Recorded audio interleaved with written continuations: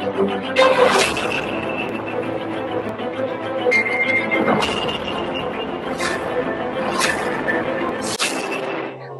ಆತ್ಮನು ನನ್ನೊಂದಿಗೆ ಮಾತನಾಡಿರುವಂತ ನಮ್ಮ ದೇವರು ತನ್ನ ವಾಕ್ಯಗಳನ್ನ ನಮಗೆ ಕಲಿಸಿದಂತ ಸಂದೇಶವನ್ನೇ ಇವತ್ತು ದೇವರ ಸನ್ನಿಧಿಯಲ್ಲಿ ನಾವು ಧ್ಯಾನಿಸುವುದಕ್ಕಾಗಿ ನಾನು ಇಷ್ಟಪಡುವನಾಗಿದೆ. ಒಂದು ಸಾಮೂಹ್ಯ ಪುಸ್ತಕದಲ್ಲಿ 1ನೇ ಅಧ್ಯಾಯ 11ನೇ ವಚನದಲ್ಲಿ ನಾವು ಹನ್ನಳ ಕುರಿತಾಗಿ ನಾವು ಓದಿಕೊಳ್ಳುತ್ತೇವೆ. ಹನ್ನಳು ಮಕ್ಕಳು ಇಲ್ಲದೆ ಬಂಜೆ ಆಗಿರುವ ಸಮಯದಲ್ಲಿ ಕಣ್ಣೀರಿನಿಂದ ದೇವರ ಹೃದಯದಾಳದಿಂದ ಬೇಡಿಕೊಂಡಿದ್ದಾಗ ದೇವರು ಅವನಿಗೆ ಮಗುವನ್ನು ಆತನು ದಯಪಾಲಿಸಿದನು. ದೇವರಿಗೆ ಸ್ತೋತ್ರ.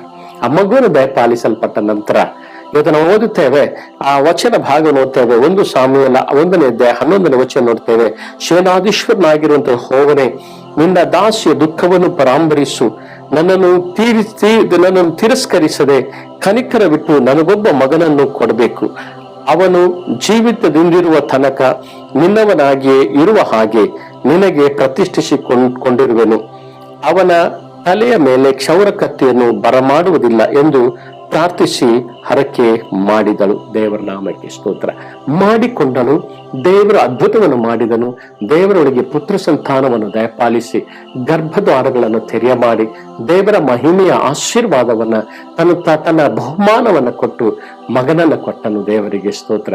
ಮಗನನ್ನು ಕೊಟ್ಟ ನಂತರ ನಂಬಿಗಸ್ತಿಕೆಯಿಂದ ಅಂದುಕೊಂಡ ಹಾಗೆ ಹನ್ನಳು ಮತ್ತು ಅಲ್ಕಾನನು ದೇವರ ಸನ್ನಿಧಿಯಲ್ಲಿ ಆತನಿಗೆ ಪ್ರತಿಷ್ಠೆ ಪಡಿಸಿದರು. ದೇವರಿಗೋಸ್ಕರ ಇರುವುದಕ್ಕಾಗಿ ಹೇಗೆ ಹೇಳಿದರು ಹಾಗೆಯೇ ಅವರು ಮಾಡುವುದಕ್ಕಾಗಿ ಅವನನ್ನು ಬೆಳೆಸಿದರು ಎಂಬುದಾಗಿ ನಾವು ದೇವರ ವಾಕ್ಯದಲ್ಲಿ ನಾವು ಓದುವರಾಗಿದ್ದೇವೆ. ದೇವರ ನಾಮಕ್ಕೆ ಸ್ತೋತ್ರವಾಗಲ್ಪಡಲಿ. ಹಾಗೆ ಅಬ್ರಹಾಮನ ಜೀವಿತದಲ್ಲಿ ಕೂಡ ನಾವು ನೋಡಿಕೊಳ್ಳುವುದಾದರೆ ಆದಿಕಾಂಡ 14ನೇ ಅಧ್ಯಾಯ 22ರಿಂದ 23ನೇ ವಚನದಲ್ಲಿ ನಾವು ನೋಡುತ್ತೇವೆ.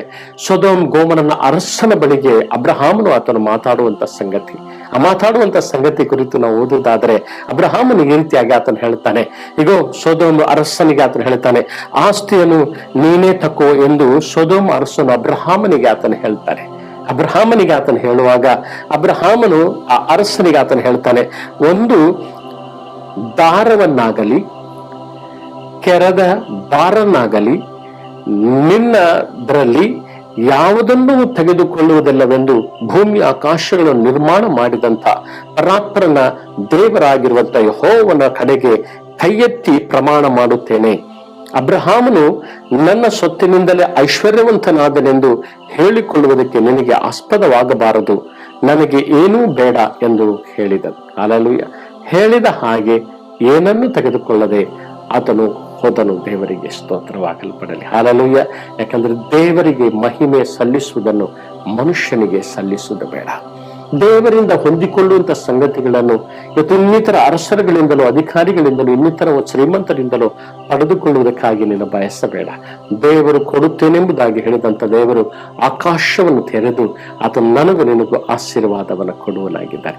ನಂಬಿಗಸ್ತಿಕೆಯಿಂದ ನಾವು ಅದನ್ನು ಪಡೆದುಕೊಂಡವರಾಗಿರುವುದರಿಂದ, ನಂಬಿಗಸ್ತಿಕೆಯಿಂದ ಅದನ್ನು ಹೊಂದಿದವರಾಗಿರುವುದರಿಂದ, ಅಷ್ಟೇ ನಂಬಿಗಸ್ತಿಕೆಯಿಂದ ನಂಬಿಕೆಯುಳ್ಳವರಾಗಿ ಕರ್ತನಿಗೆ ನಾವು ಪ್ರಮಾಣ ಮಾಡಿಕೊಂಡ ಹಾಗೆ ನಾವು ಅದನ್ನು ಮಾಡುವರಾಗಿರೋಣ. ಅದರ ನಿಮಿತ್ತ ದೇವರ ದೊಡ್ಡ ಆಶೀರ್ವಾದ ಉಂಟಾಗ್ತದೆ. ದೇವರಿಗೆ ಸ್ತೋತ್ರವಾಗಲ್ಪಡೆ. ದೇವರ ಆಶೀರ್ವಾದ ಈ ವೇಳೆಯಲ್ಲಿ ನಿನ್ನ ಮೇಲೆ ಅದು ಬರುವಂತದ್ದಾಗಲ್ಪಟ್ಟಿದೆ. ದೇವರಿಗೆ ಸ್ತೋತ್ರವಾಗಲ್ಪಡಲಿ. ಹಲ್ಲೆಲೂಯಾ.